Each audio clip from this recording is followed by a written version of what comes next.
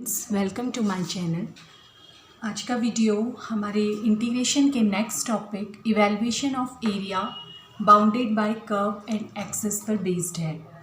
ये पुराने सिलेबस से चेंज हुआ है, थोड़ा सा न्यू सिलेबस, और ये एक नया फ्रेश टॉपिक ऐड हुआ है इस सिलेबस में, पॉलीटेक्निक सेकेंड सेमेस्टर के सिलेबस में। तो देखिए, यहाँ से एक क्वेश्चन आपका 6 मार्क्स का आने की अच्छी पॉसिबिलिटी है और ये क्वेश्चंस भी आसान है, इसलिए इस वीडियो को एंड तक ज़रूर देखिए और क्वेश्चंस को अच्छी तरीके से प्रिपेयर कीजिए। जो लोग 12th क्लास मैथमेटिक्स के साथ पास करके आए हैं उन्होंने इस टॉपिक का थोड़ा बहुत इंट्रोडक्शन 12th क्लास में देखा होगा, बल्कि वहीं की जो बेसिक प्रॉब्लम्स हैं, केवल सिंपल प्रॉब्लम्स आपके कोर्स में हैं, area bounded by curve and axis only. ठीक है, तो सिंपल प्रॉब्लम्स हैं और ये टॉपिक भी सिंपल है, इसे हम अच्छी तरीके से प्रिपेयर कर लेंगे। तो देखिए, यहाँ पर किस तरह के क्वेश्चंस आपको मिलेंगे, इसको हम डायग्राम से इसका कॉन्सेप्ट समझ लेते हैं कि क्या है। जैसे आपको कोई कर्व गिवन है y = fx, आपको एक फलन दिया हुआ होगा, एक फंक्शन, आप उसका ग्राफ ड्रॉ करेंगे तो इस तरह का मान लीजिए उसका ग्राफ आ रहा है y = fx। तो यहाँ हमारी प्रॉब्लम्स होंगी bounded by curve and axis, यानी x और y एक्सिस, बॉर्डर इसका जो बनेगा इस बाउंडेड एरिया का, उसमें से कोई एक एक्सिस होगी। जैसे कि यहाँ पर को अगर ये ओरिजिन है x एक्सिस, ये y एक्सिस है, तो यहाँ जो हमारा एरिया बन रहा है वो इस कर्व y = fx और x एक्सिस के दो पॉइंट्स x = a और x = b के बीच में जो बाउंडेड एरिया है वो हमें फाइंड करना है। ऐसा ही हो सकता है y एक्सिस के लिए भी, ये ओरिजिन हो गया, ये x एक्सिस, ये y एक्सिस। तो मान लीजिए आपको कोई फंक्शन गिवन है x = fy और आपको y एक्सिस के किन्हीं दो पॉइंट्स y = c और y = d के बीच में बाउंडेड एरिया फाइंड करना है। तो आप कैसे करेंगे? देखिए, मैंने आपको बताया था कि जो डेफिनेट इंटीग्रेशन होता है या जो इंटीग्रेशन होता है वो एरिया को रिप्रेजेंट करता है। डेफिनेट इंटीग्रेशन किन्हीं दो पॉइंट्स के बीच में एरिया को रिप्रेजेंट करता है। तो एरिया फाउंड करने के लिए हमें इसी कॉन्सेप्ट का, इसी प्रिंसिपल का यूज़ करना है। तो जैसे आपको ये फर्स्ट वाली कंडीशन में इस एरिया को फाइंड करना है, तो इसका कॉन्सेप्ट क्या है कि इस पूरे एरिया को मैं एक छोटी छोटी स्ट्रिप से मिलकर बना हुआ मान सकती हूँ। मैं ये समझ सकती हूँ कि इस एरिया में ऐसी पतली सी बहुत सारी स्ट्रिप्स हैं और अगर मैं सारी स्ट्रिप्स का एरिया फाइंड करके ऐड कर दूँ, ऐसी बहुत सारी स्ट्रिप्स बनाऊँ इसी तरह की और सबका एरिया फाइंड करके ऐड कर दूँ, तो मुझे इस पूरे रीजन का एरिया मिल जाएगा। अब ऐड करने का मतलब होता है इंटीग्रेशन करना। तो मैं यहाँ सारी अलग अलग स्ट्रिप्स का एरिया फाइंड नहीं करूँगी, बल्कि एक स्ट्रिप का एरिया फाइंड करूँगी और उसको इंटीग्रेट कर दूँगी इन दोनों लिमिट्स के बीच में। तो मान लीजिए मैंने ये वाली स्ट्रिप ले ली है, तो देखिए ये जो लिमिट स्ट्रिप है ये बहुत पतली है और मैं इसको लगभग रेक्टेंगुलर शेप का मान सकती हूँ। इस रेक्टेंगल की जो लेंथ है वो इस y = fx पर सिचुएटेड है, तो यहाँ से इसकी लेंथ निकल जाएगी, ये वाला जो हाइट आ जाएगी वो y कोऑर्डिनेट को इसके रिप्रेजेंट करेगी। तो इसकी जो लंबाई है इसको हम y समझ लेते हैं और जो इसकी ब्रेड्थ है, जो इसकी चौड़ाई है वो बहुत पतला है और x एक्सिस के अलॉन्ग है, x अक्ष के अनुदिश है, तो d बहुत स्मॉल को रिप्रेजेंट करता है, dx इसकी चौड़ाई समझ लेती हूँ। तो जो इस रेक्टेंगल का एरिया होगा या इस स्ट्रिप का एरिया हो जाएगा वो y dx, length into breadth, तो y इंटू dx हो जाएगा। अब ऐसे ही बहुत सारी स्ट्रिप्स को जोड़ना है, यानी इंटीग्रेट करना है, और कहाँ से कहाँ तक, a से लेकर b तक, तो a to b। तो एरिया के लिए हमारा फॉर्मूला आ जाएगा integration a to b y dx। Clear है? और y की जो वैल्यू हम फाइंड करेंगे वो क्वेश्चन में हमें जो फंक्शन दिया हुआ है वहाँ से y = fx, जैसे y = sin x या y = x² + 4 या जो भी दिया हुआ है वहाँ से हम x के टर्म्स में लिख लेंगे, तभी हमारा जो इंटीग्रेशन होगा वो x के रिस्पेक्ट में होगा। लिमिट्स भी हमारी x की गिवन है, तो इस y को x के टर्म्स में हमें जो क्वेश्चन में फंक्शन गिवन है वहाँ से लिखना है। सिमिलरली यहाँ पर भी हम यही करेंगे। जैसे हमें कोई फंक्शन x = fy गिवन है, यहाँ y एक्सिस से बाउंडेड है रीजन, y एक्सिस से देखिए इसका जो बॉर्डर बन रहा है वो इसके और y एक्सिस के बीच में बन रहा है और y की लिमिट्स गिवन है c और d। तो इसको मैं इस तरह की स्ट्रिप्स में तोड़ के समझ सकती हूँ। ये इस तरह की स्ट्रिप्स में बनाऊंगी और बहुत सारी स्ट्रिप्स का एरिया निकाल के ऐड कर दूंगी। तो मैंने कहा कि बहुत सारी का हम नहीं निकालेंगे, ऐड इंटीग्रेशन कर देंगे, ऐड यानी इंटीग्रेशन, और बहुत सारी के लिए क्या करेंगे, लिमिट लगा देंगे सी से डी तक। तो एक स्ट्रिप को हमें केवल देखना है। तो अब ये स्ट्रिप बहुत लंबी है और इसकी तुलना में इसकी विड्थ बहुत कम है, तो हम इसे एक रेक्टेंगल शेप का मान सकते हैं। हालांकि ये थोड़ा सा कर्व्ड होगा, लेकिन ये इतना पतला है कि मैं इसे रेक्टेंगल ही सपोज कर सकती हूँ। तो इसकी जो लेंथ आएगी वो एक्स एक्सिस के अनुदिश है, अलोंग है तो एक्स आ जाएगी। जो इसकी विड्थ आएगी वो वाई एक्सिस के अनुदिश है और बहुत पतली है, तो डी वाई से हम इसको रिप्रेजेंट करेंगे। तो इसका जो एरिया आएगा वो आएगा लेंथ इंटू विड्थ यानी एक्स इंटू डी वाई। तो एक स्ट्रिप का एरिया मिल गया मुझे एक्स इंटू डी वाई। ऐसी बहुत सारी स्ट्रिप्स को ऐड करना है, यानी मैं इंटीग्रेट कर दूंगी, और कहाँ से कहाँ तक, सी से डी तक। तो इन सारी स्ट्रिप्स के एरिया को ऐड करने से मुझे ये पूरा शेडेड, जो रेड शेडेड एरिया है वो मिल जाएगा। तो इसके लिए हमारा जो फॉर्मूला बनेगा, integration c to d x d y बनेगा। ठीक है, जब वाई की लिमिट्स गिवन है तो x dy, और जब x की लिमिट्स गिवन है तो y dx। तो x की वैल्यू फिर हमें क्वेश्चन में जो फंक्शन दिया हुआ है वहाँ से y के टर्म्स में निकाल लेनी है, और हमारा फॉर्मूला आ जाएगा integration c to d f y dy। तो ये दो तरीके हैं। कुछ क्वेश्चन ऐसे होंगे जो इस मेथड दोनों से किए जा सकते हैं। आपको जिससे कन्वीनियंट लगे हम उससे वहाँ पर सॉल्व कर सकते हैं। ठीक है, तो अब इसको अप्लाई करते हैं क्वेश्चंस में। So let's move to the exercise. तो देखिए हमारी प्रॉब्लम है, find the area between the curve y square equal to x, x equal to 1, x equal to 4 and x axis. ठीक है, तो यहाँ पर हमें एक कर्व दिया हुआ है y square equal to x, ये इस वक्र की समीकरण है। इसने कहा है एक्स एक्सिस, यानी वक्र और एक्स एक्सिस के बीच में एरिया है, और जो लिमिट्स दी हुई है वो एक्स की लिमिट्स दी हुई है 1 से लेकर 4 तक। तो सबसे पहले हमें इसका डायग्राम बनाना है कि ये कैसा डायग्राम होगा। तो देखिए सबसे इम्पॉर्टेंट जो काम इन क्वेश्चंस में होगा वो होगा कि कर्व क्या है, इस कर्व को पहचानना और इसका ग्राफ कैसे बनेगा ये सोचना। तो आपने फर्स्ट यूनिट पढ़ी है कोऑर्डिनेट ज्योमेट्री, वहाँ पर को हमने y square equal to x पढ़ा हुआ है पैराबोला में।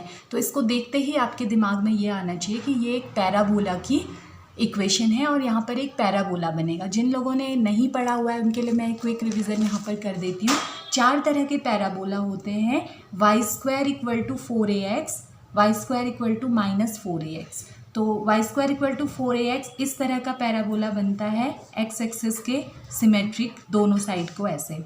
Y square equal to -4ax भी नेगेटिव एक्स एक्सिस की तरफ को बनता है, इसके ऑपोजिट डायरेक्शन में, और ऊपर नीचे सेम बनेगा।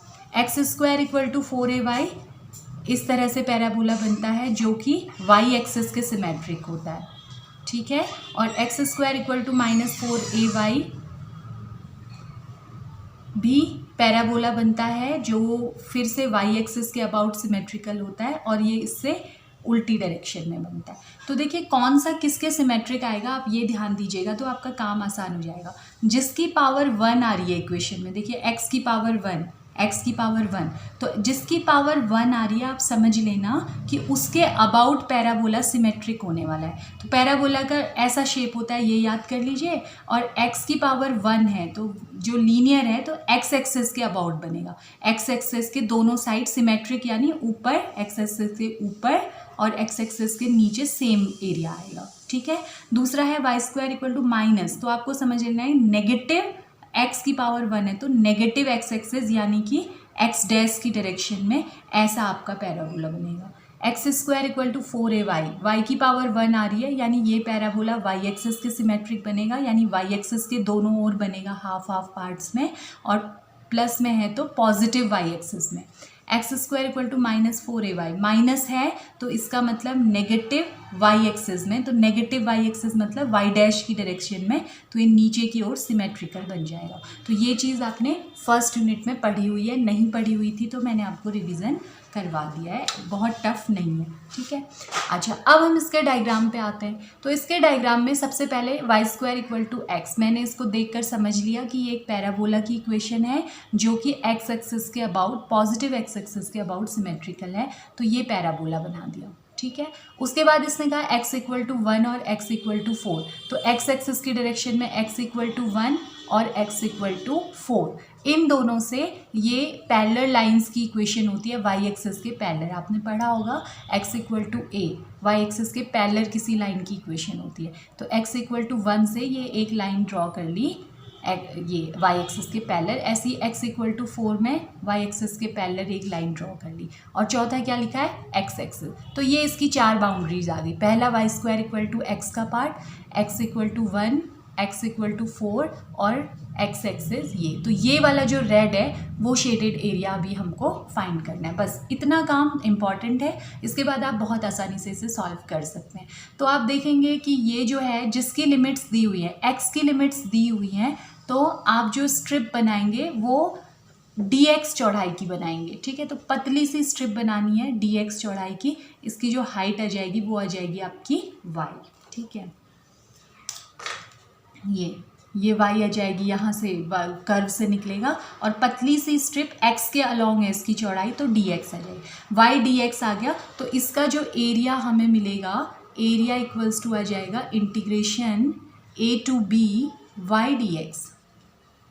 तो ये आ जाएगा इंटीग्रेशन, अब a यानी लोअर लिमिट, x की लोअर वैल्यू 1 और b यानी अपर लिमिट, x की अपर लिमिट 4। y की वैल्यू जो इक्वेशन हमें गिवन है वहाँ से निकालेंगे। हमें गिवन है y square equal to x, तो यहाँ से y इक्वल टू आ जाएगा x की पावर 1/2 या √x, आप जो भी समझे। तो यहाँ x की जगह 1/2 dx। तो अब इंटीग्रेशन कर देंगे, x की पावर n का इंटीग्रेशन होता है x की पावर 1/2 प्लस 1 अपॉन 1/2 प्लस 1, और लिमिट्स लगा देंगे 1 to 4। तो ये हो गया x की पावर 3/2 अपॉन, ये दोनों भी ऐड हो जाएंगे एलसीएम लेके, 3/2 1/4। ठीक है, तो अब इसमें से 3/2 जो है रेसिप्रोकल हो जाएगा, 2/3 बन जाएगा। इसको मैं लिमिट से भी बाहर ले लेती हूँ, x की पावर 3/2 1 to 4। तो अब लिमिट्स कैसे रखते हैं, एक बार अपर लिमिट रखते हैं पहले, x की जगह अपर लिमिट 4 की पावर 3/2 माइनस फिर x की जगह लोअर लिमिट 1 की पावर 3/2। तो ये हमारा बन गया 2/3। 4 को आप 2 का स्क्वायर समझ सकते हैं, 3/2 माइनस 1 की कोई भी पावर करें 1 ही आता है, ये 2 से 2 कैंसिल हो गया, तो 2/3, 2 की पावर 3 हो गया 8 माइनस 1, तो ये आ गया 2 into 8 minus 2/3 into 7, that means 14/3। अब चूँकि हम एरिया फाइंड कर रहे थे, तो एरिया की जो यूनिट होती है हमेशा स्क्वायर में होती है, तो हम लिख देंगे स्क्वायर यूनिट। तो दिस इज़ आवर आंसर। तो ज़्यादा मुश्किल नहीं है, थोड़ा सा आपको ग्राफ की नॉलेज होनी चाहिए, इतने से काम में आपके 6 मार्क्स आ जाने। इंटीग्रेशन बहुत आसान होगा इसमें, बस ग्राफ कौन सा बनेगा, कर्व क्या होगा, वो आपको थोड़ा सोचना पड़ेगा। तो नेक्स्ट क्वेश्चन पे बढ़ते हैं। तो नेक्स्ट क्वेश्चन भी पहले क्वेश्चन की तरह ही है लगभग। यहाँ पर को आपको एक कर्व दिया हुआ है x square equal to 4y। ठीक है, तो x square equal to 4y आपको देखते ही ये समझ आना चाहिए कि ये किस कर्व की इक्वेशन है। तो जैसा मैंने आपको पहले क्वेश्चन में बताया, ये किसकी इक्वेशन है, ये एक पैराबोला की इक्वेशन है। तो मैंने ये कार्टेशियन प्लेन बना दिया, मूल बिंदु x एक्सिस और y एक्सिस। तो मैंने कहा इसको देख के x स्क्वायर है और y की पावर 1 है, तो मुझे ये समझ आया कि ये एक पैराबोला की इक्वेशन है। और किस तरह का पैराबोला बनेगा, y की पावर 1 आ रही है और प्लस में आ रहा है, यानी कि ये पॉजिटिव y एक्सिस के सिमेट्रिक बनेगा। तो ऐसा पैराबोला हमारा ये बन जाएगा। ठीक है, अगर आपने वो पढ़ लिया है तो ये तो फिर आपको इतना सोचने की ज़रूरत ही नहीं है, बहुत आसानी से देखते ही समझ आ जाएगा।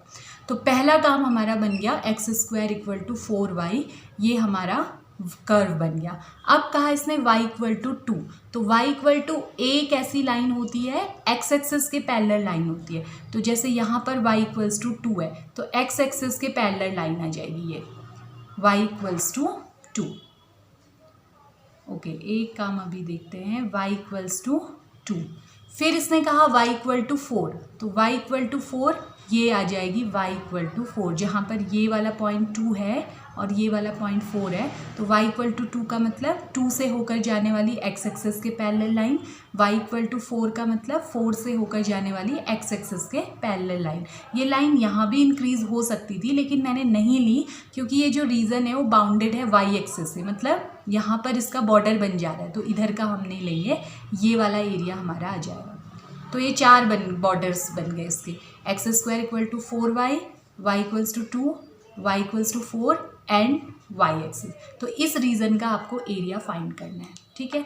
तो अब यहाँ पर क्या करेंगे, जिसकी लिमिट्स आपको दी हुई है, ठीक है, आपको किसकी लिमिट्स दी हुई हैं, y इक्वल्स टू 2 और y इक्वल्स टू 4, तो लिमिट्स दी हुई हैं तो आपको उसके रिस्पेक्ट में इंटीग्रेशन करना है, यानी dy आना चाहिए। y की लिमिट दी है तो dy आना चाहिए। dy कहने का मतलब y उसकी चौड़ाई बननी चाहिए और चौड़ाई बहुत कम है इसलिए d से रिप्रेजेंट हो रही है, तो y के अबाउट उसकी विड्थ आप लोगे dy, ये हो गई dy, y एक्सिस में उसकी विड्थ आएगी। अगर x की लिमिट दी होती तो हम विड्थ dx लेते, तब x एक्सिस में हमारी उसकी विड्थ आती जैसा पहले वाले क्वेश्चन में किया, तो अभी dy में इसकी ये विड्थ बनेगी, तो ये इसकी लेंथ बन गई। बस हमारा काम हो चुका है। तो अब हम एरिया फाइंड करेंगे, तो एरिया इक्वल्स टू आ जाएगा integration a to b x dy, ठीक है। तो अब लिमिट्स क्या हो गई, a टू b, y की लिमिट dy है तो y की लिमिट्स हैं 2 to 4, x की वैल्यू हम जो फंक्शन दिया है वहाँ से देख लेंगे। फंक्शन था x square equal to 4y, तो x निकालेंगे तो अंडर रूट हो जाएगा, अंडर रूट 4y, यानी x इक्वल टू 4 का अंडर रूट हो गया 2, y की पावर 1/2 लिख देते हैं, तो ये हो गया 2y की पावर 1/2 dy। तो 2 बाहर आ जाएगा, y की पावर 1/2 का integration y to the power 3/2 upon 3/2 होगा।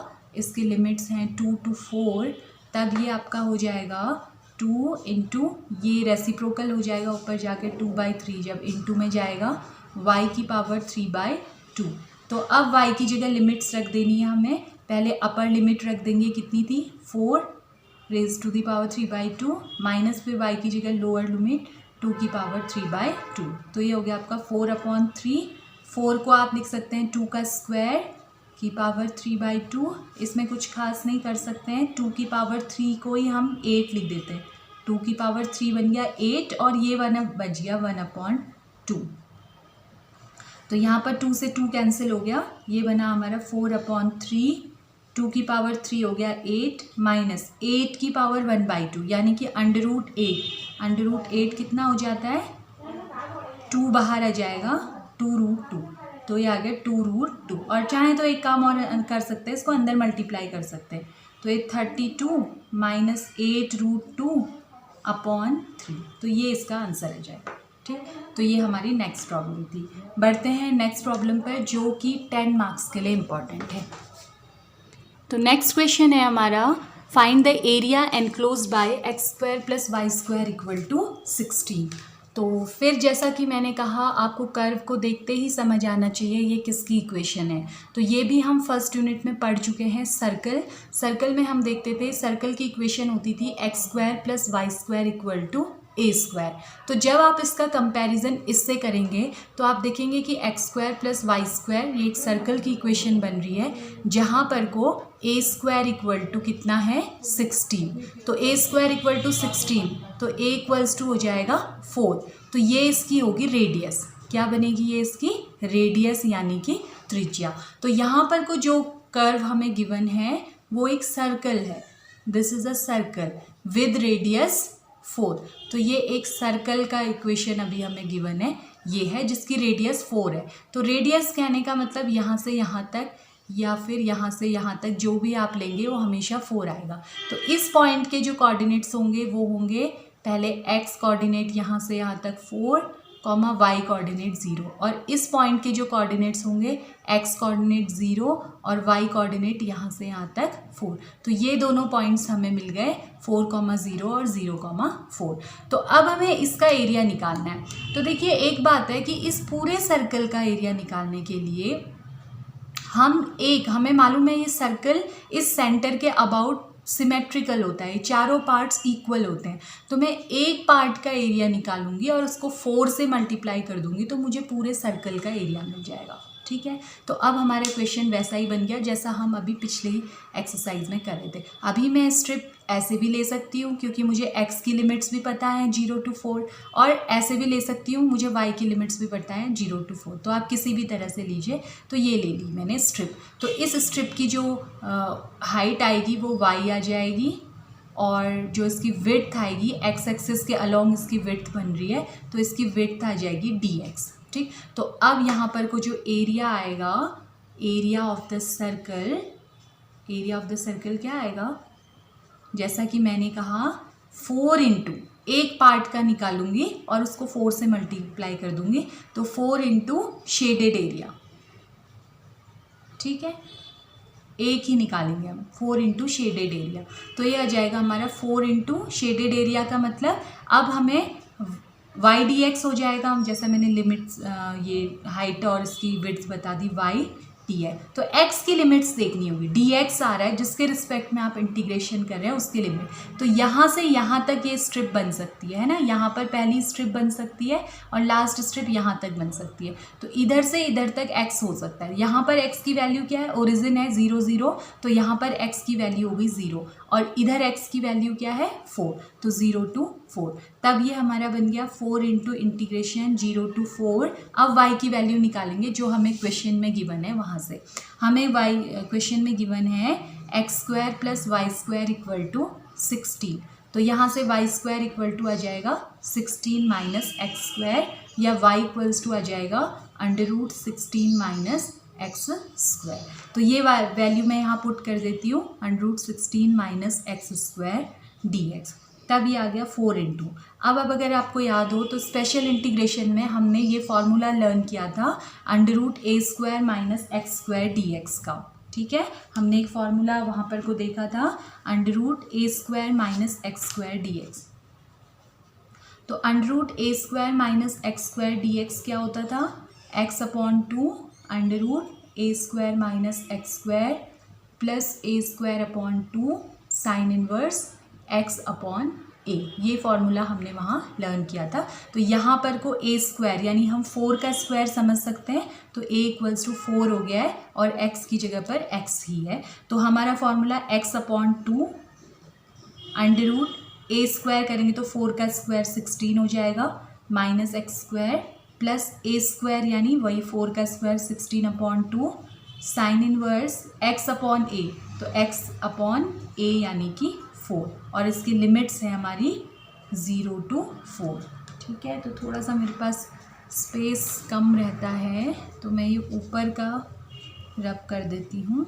अब हमारा ये बन जाएगा 4 इंटू, अब लिमिट्स मैंने आपको बताया था अलग अलग की जा सकती हैं, तो मैं पहले वाले में भी लिमिट लगा देती हूँ x/2 √16 - x² 0 to 4, प्लस दूसरे में भी लिमिट लगाऊंगी तो ये 4 इससे मल्टीप्लाई भी हो जाएगा, ये 2 इंटू ये 8 टाइम्स तो पहले कैंसिल हो गया था, फिर 4 इससे भी मल्टीप्लाई होगा 32।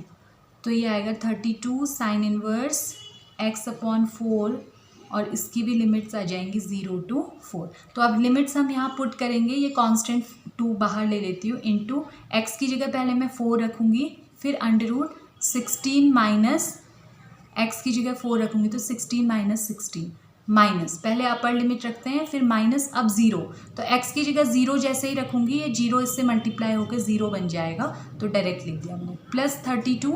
ऐसे ही यहाँ पर साइन इनवर्स, पहले x की जगह 4 रखेंगे तो 4/4 माइनस साइन इनवर्स x की जगह 0 रखेंगे तो 0/4। तो ये हो गया हमारा 4/2। आप देख रहे हैं यहाँ पर पहला वाला टर्म भी 16 - 16 करने से 0 हो जाएगा पूरा, +32 ये हो जाएगा साइन इनवर्स 4/4, ये कैंसिल हो गया, 1 हुआ, साइन इनवर्स 1 होता है कितना, सॉरी साइन इनवर्स नहीं लगाऊंगी अब, 32 साइन इनवर्स 1 होता है π/2, और ये साइन इनवर्स 0 0 ही होता है। तो अब हमारा ये आ जाएगा, फर्स्ट वाला टर्म हमारा पहले ही 0 हो चुका है, 0 + 32 इंटू π/2, तो 2 से ये 8 टाइम्स कैंसिल हुआ तो ये आ गया 8π। सॉरी 16 टाइम्स कैंसिल हुआ, तो ये हमारा आ गया 16 पाई। तो दिस इज़ अवर आंसर। इस क्वेश्चन में हम इस आंसर को कंफर्म भी कर सकते हैं। हमें पता है सर्कल का एरिया पाई आर स्क्वायर होता है, तो ये हो जाएगा पाई इंटू आर। आर अभी हमने शुरू में रेडियस फाइंड की थी 4 थी, 4 का स्क्वायर, तो ये आ गया 16 पाई।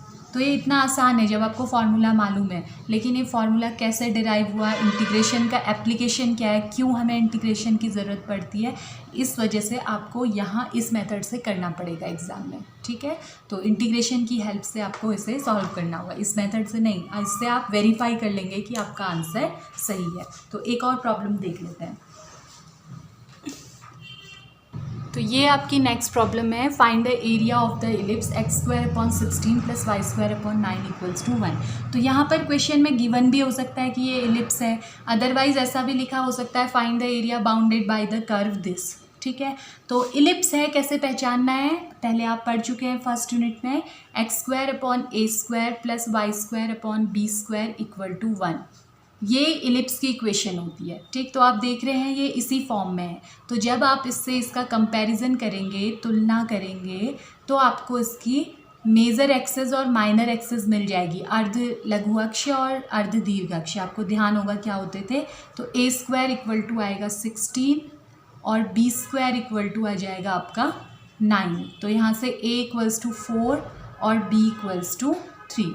तो अब हम अपना इलिप्स ड्रॉ कर सकते हैं। ये हमारा ओरिजिन है, ये एक्स एक्सिस है, ये वाई एक्सिस है। तो ओरिजिन ये हो गया, मेजर एक्सिस 4 है, यानी कि ये अगर इसकी मेजर एक्सिस है, इसकी लेंथ है हमारी 4, दोनों साइड इक्वल होती है। और माइनर एक्सिस लघु अक्ष इसकी 3 है, तो ये दोनों साइड इसकी जो माइनर एक्सिस है उसकी लेंथ 3 है। तो यहाँ से इलिप करेंगे, इलिप्स ड्रॉ करेंगे, तो ये हमारा इलिप्स बन गया। पहले अगर आप पढ़ चुके हैं तो ये आपको आसानी से समझ आ गया होगा। तो यहाँ पर भी हमें इसे इलिप्स का एरिया फाइंड करना है, तो हम वही करेंगे, एक पार्ट का हम एरिया फाइंड करेंगे और उसको 4 से मल्टीप्लाई कर देंगे। तो आप देखेंगे कि यहाँ पर यहाँ से यहाँ तक 4 है, तो इस पॉइंट के कोऑर्डिनेट्स 4,0 हो जाएंगे, और ये यहाँ से यहाँ तक 3 है वाई कोऑर्डिनेट, और एक्स कोऑर्डिनेट यहाँ पर 0 होगा, तो ये 0,3 हो जाएगा। तो मैं कोई स्ट्रिप ऐसे ले लेती हूँ, इसकी हाइट y हो गई और इसकी जो चौड़ाई है वो dx हो गई, तो y dx आएगा।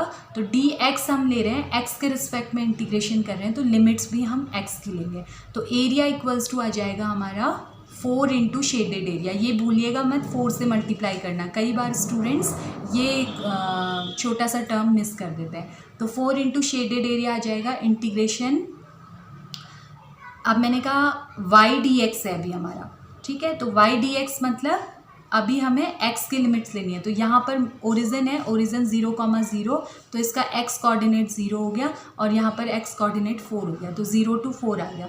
तो 4 इंटू इंटीग्रेशन 0 to 4। अब ये y बिल्कुल वैसे ही जो कर्व की इक्वेशन है वहाँ से हम फाइंड करेंगे। हमारे पास है x square upon 16 plus y square upon 9 equals to 1। तो यहाँ से एक्स स्क्वायर क्या फाइंड करना है हमें, y फाइंड करना है। तो y square upon 9 equal to 1 minus x square upon 16, या फिर y square upon 9 equals to, यहाँ एलसीएम लेंगे तो 16 माइनस एक्स स्क्वायर, या फिर ये हो जाएगा वाई स्क्वायर इक्वल टू, ये 9 यहाँ ट्रांसफ़र हो जाएगा, 9 into 16 minus x square upon 16। तो ये 9 upon 16 into 16 minus x square, y square है ये, तो वाई आ जाएगा आपका 3/4, अंडर रूट आ जाएगा दोनों साइड, 16 माइनस एक्स स्क्वायर। ये वाई यहाँ से स्क्वायर हटेगा तो यहाँ दोनों में अंडर रूट आएगा, 9 का अंडर रूट 3, 16 का 4, ये बच गया। तो ये हमारा आ जाएगा 3/4 under root 16 minus x square dx। तो ये 4 से 4 कैंसिल हो गया, 3 हम बाहर ले सकते हैं, 0 to 4 under root 16 minus x square dx। तो ये पूरा इंटीग्रेशन हमने लास्ट क्वेश्चन में बिल्कुल इसी तरह से किया हुआ है, मैं इसे रिपीट नहीं कर रही हूँ। इसको जब आप लास्ट में सॉल्व करेंगे तो इसमें आपको आंसर जो मिल जाएगा वो आ जाएगा 12 पाई, और चूंकि ये एरिया है तो इसे हम लिखेंगे स्क्वायर यूनिट। तो इस तरह से आपको इस क्वेश्चन को करना होगा। एक बात और है कि आप इलिप्स के एरिया को भी वेरीफाई कर सकते हैं। इलिप्स के एरिया का फॉर्मूला होता है पाई ए बी, जैसे सर्कल का पाई आर स्क्वायर होता है ना, यहाँ पे दोनों डिफरेंट है तो पाई ए बी होता है। तो पाई ए कितना है आपका 4 और बी कितना है 3, तो 4 × 3 ये आपका आना चाहिए 12 पाई।